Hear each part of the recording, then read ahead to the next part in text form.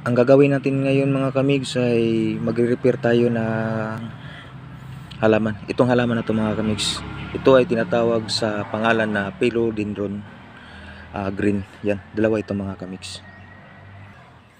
Ngayon mga kamigs, ang gagawin ko dito, kasi ito, ano na, pag ganito ay mataas na. Gagawin ko nito ay puputulin ko dito mga kamigs. Yan.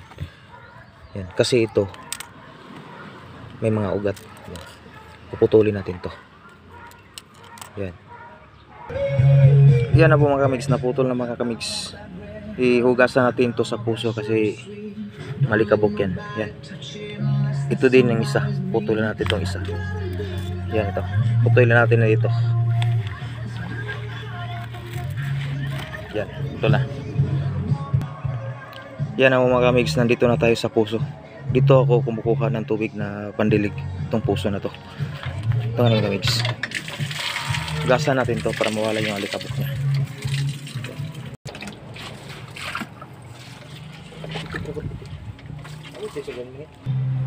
Yan na po mga kamigs. Tapos natin hinugasan. Ibabalik natin dito. Yan, yun to, itong dalawa. Tada! Ito ang natapos mga kamigs yan. Kaya hanggang dito na lang mga kamigs. Ingat, God bless, mabuhay.